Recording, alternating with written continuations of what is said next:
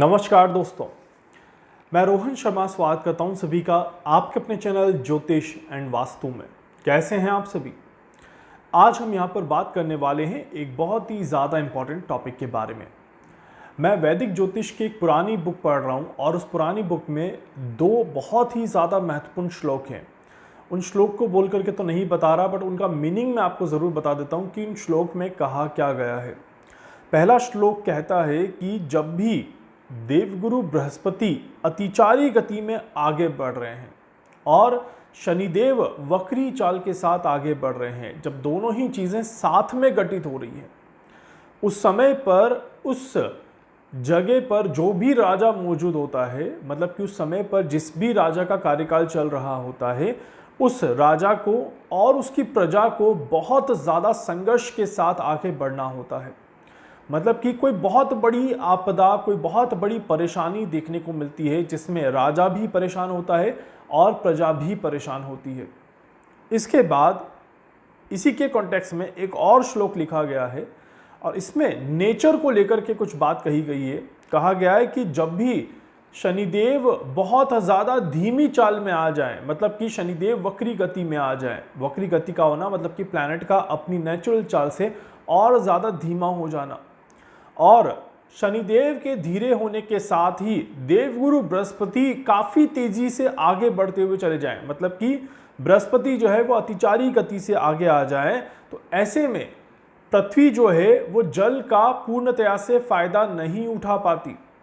मानव जनजीवन पानी का सदुपयोग नहीं कर पाता और उसकी वजह से अकाल जैसी समस्याएं भी पैदा हो जाती है, ऐसा कहा गया है। अब इन्हीं दो चीज़ों को अगर मैं लेकर के कैलकुलेशन करता हूं तो आज की तारीख में ये दोनों ही परिस्थितियां हमें बनते हुए दिखाई देती हैं।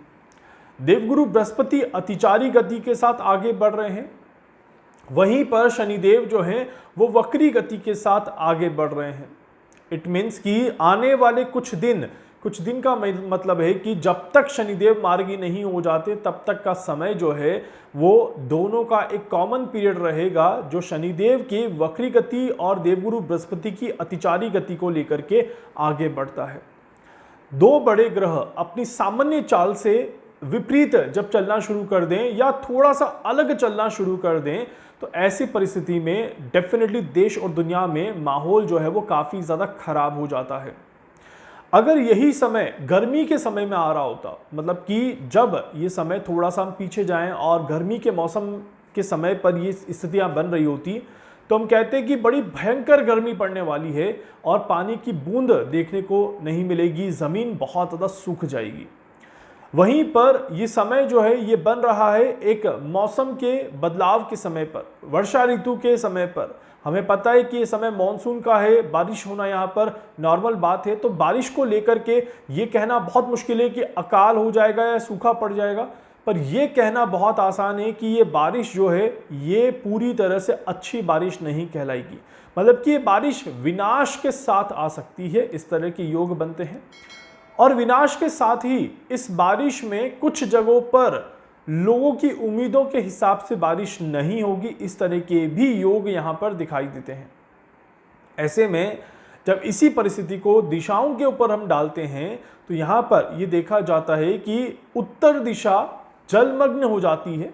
उत्तर दिशा में पानी से बहुत ज़्यादा परेशानियां आती हैं, बाढ़ जैसी स्थिति पैदा होती है और हज़ारों की संख्या में लोगों को नुकसान होता है।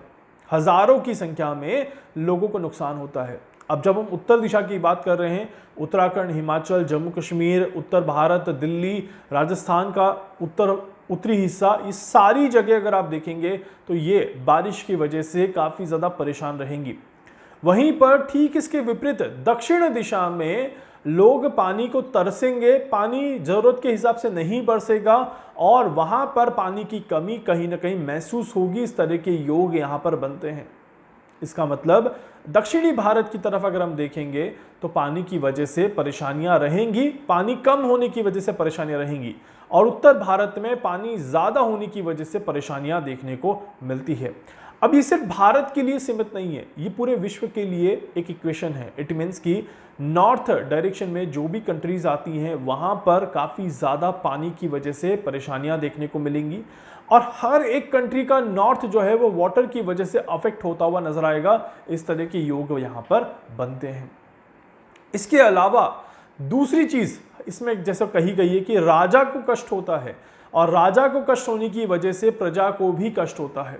मतलब कि राजा कोई ऐसे डिसीजन ले ले जिसकी वजह से प्रजा को बहुत सारी परेशानियों से गुजरना पड़े, तो इस तरह के योग यहां पर दिखाई देते हैं। अब हमें पता है कि अमेरिका में जिस तरह के डिसीजन लिए जा रहे हैं उससे पूरा विश्व अफेक्ट हो रहा है, और ये अभी और बढ़ता हुआ नजर आएगा। डोनाल्ड ट्रंप की तरफ से कुछ और ज़्यादा रूल्स एंड रेगुलेशंस अप्लाई किए जाएंगे, जिसकी वजह से उन्हें भी परेशानियां होंगी, वहां के लोगों को भी परेशानियां होगी, और बाकी दूसरे लोगों को भी परेशानियां देखने को मिलेगी। यहीं पर अगर हम बात करें तो सितंबर, अक्टूबर, नवंबर का महीना हर एक देश के लिए, हर एक देश के राजा के लिए और वहां की प्रजा के लिए एक अनस्टेबल टाइम को इंडिकेट करता है। अब हर देश की कुंडली देखना मुश्किल है, बट किसी भी देश की कुंडली में ये योग बहुत ज़्यादा खराब बनेगा, वहां पर स्थितियां काफ़ी ज़्यादा विचलित होते हुए नजर आएगी। इस तरह के योग यहां पर क्लियरली दिखाई देते हैं। भारत की कुंडली को जब मैं देखता हूं तो भारत की कुंडली में डेफिनेटली एक बहुत अच्छे योग में नहीं आता। इस वजह से शनिदेव का वक्री होना और देवगुरु बृहस्पति का अतिचारी होना भारत में पॉलिटिक्स को लेकर के काफ़ी सारे संघर्ष को यहाँ पर इंडिकेट करता है। भारत में कई सारी परेशानियों को यहाँ पर इंडिकेट करता है। भारत के प्रधानमंत्री जी को कई सारी चीज़ों में उलझना पड़ सकता है। इस तरह के योग भी यहाँ पर दिखाई देते हैं। ये समय सत्ता परिवर्तन को भी इंडिकेट करता है। ये समय किसी व्यक्ति का अपने पद से दूर चले जाना, इसको भी इंडिकेट करता है, और साथ ही साथ किसी लीडर की सेहत को लेकर के कोई नुकसान होना, इसे भी यहाँ पर इंडिकेट करता है। इट मीन्स इस समय में हमारे देश के पॉलिटिकल स्ट्रक्चर में भी कोई ना कोई गड़बड़ होते हुए ज़रूर नज़र आती है। और यहाँ से एक सीक्वेंस जो शुरू होता है वो 6 से 8 महीने का सीक्वेंस यहाँ पर बनता है भारत की कुंडली के हिसाब से, कि भारत की कुंडली में अगर किसी तरह की कोई पॉलिटिकल हलचल हुई तो ये पॉलिटिकल हलचल 6 से 8 महीने का एक संघर्ष लेकर के आती है, और हमारे देश के प्रधानमंत्री मोदी जी के लिए एक कठिन काल यहाँ पर बनेगा। इस तरह के योग बनेंगे। कुछ बहुत स्ट्रॉन्ग डिसीजन मोदी जी को लेने पड़ सकते हैं। इस तरह के योग भी यहाँ पर दिखाई देते हैं, जिसको मैं और ज़्यादा कैलकुलेट करूँगा स्पेसिफिकली भारत की कुंडली के हिसाब से। थोड़े दिनों में आप सभी को अपडेट मिलेगा कि भारत के ऊपर विशेषकर इस चीज़ का क्या प्रभाव पड़ रहा है। इसके अलावा अमेरिका में भी इसका बहुत बड़ा प्रभाव देखने को मिलेगा। डोनाल्ड ट्रंप के लिए भी आने वाला समय जो है वो अच्छे इंडिकेशंस नहीं दिखाता, और आने वाले समय में परिस्थितियां कहीं ना कहीं थोड़ी सी और परेशान करती हुई दिखाई देती है। इस तरह के योग यहां पर बनते हैं। इसके अलावा ये समय नॉर्थ डायरेक्शन के लिए अच्छा नहीं है और ईस्ट डायरेक्शन के लिए अच्छा नहीं है। नॉर्थ और ईस्ट में सत्ता परिवर्तन के योग काफ़ी ज़्यादा बड़े लेवल पे दिखाई देते हैं। तो नॉर्थ में और ईस्ट में अगर कोई भी कंट्री है, वहाँ पर अगर कोई इलेक्शन हो रहे हैं तो यहाँ पर डेफिनेटली एक बड़ा चेंज देखने को मिलेगा। कहते हैं कि जब भी देवगुरु बृहस्पति अतिचारी गति में और मिथुन राशि में गोचर करें और शनिदेव वक्री गति के साथ आगे बढ़ें, और इस अंतराल में अगर कोई इलेक्शन हो जाए तो वहाँ पर सत्ता परिवर्तन निश्चित हो जाता है। निश्चित, आप समझिए कितना बड़ा स्टेटमेंट लिखा हुआ है कि सत्ता परिवर्तन निश्चित हो जाता है। इट मीन्स कि यहाँ पर बहुत बड़े चेंज वैदिक ज्योतिष के हिसाब से पॉलिटिकल स्ट्रक्चर में, राजनीति के माहौल में हम सभी को देखने को मिलेंगे। प्रजा को कष्ट किस तरह से हो सकता है? देखिए, प्रजा को कष्ट यहाँ पर कई तरीके से देखा जा सकता है। पहला, किसी तरह का कैओस क्रिएट हो और उस कैओस की वजह से बड़ी परेशानी हो, तो इस तरह के योग बनते हैं। मन काफी ज्यादा विचलित दिखाई देगा, मन में कोई ना कोई परेशानी किसी न किसी वजह से बनी रहेगी। इस तरह के योग यहाँ पर बनते हैं। और ये समय सरकारी संपत्ति के लिए भी बहुत अच्छा समय नहीं होता, मतलब कि किसी तरह की सरकारी संपत्ति को भी नुकसान पहुंचाया जाए, तो इस तरह के योग यहां पर बनते हैं। ये समय तो चलेगा अभी जुलाई का महीना, अगस्त का महीना, सितंबर का महीना, अक्टूबर का महीना और नवंबर का महीना रहेगा। यहाँ पर हम सभी को बस ये ध्यान रखना है कि हमें किसी भी तरह की नेगेटिव गतिविधि में अपने आप को नहीं उलझाना है, और हमें कोशिश यही करनी है कि अपने पथ को सही रखना, अपने रास्ते को सही रखना है। जब मैं बात कर रहा हूं यहाँ पर सरकार और सरकार से संबंधित चीज़ों को लेकर के ज़्यादा मैं फोकस कर रहा हूं, तो अगर आप भी सरकारी नौकरी कर रहे हैं तो इस समय में बहुत ज़्यादा संभल जाइए, क्योंकि ये समय आपकी नौकरी में भी एक क्वेश्चन मार्क लेकर के चलेगा। अगर आप भी अपनी सरकारी नौकरी में किसी तरह का कोई गलत काम कर रहे हैं तो आपके फंसने के चांसेस काफ़ी ज़्यादा बन सकते हैं। इस बात का विशेष तौर पर ध्यान रखिएगा।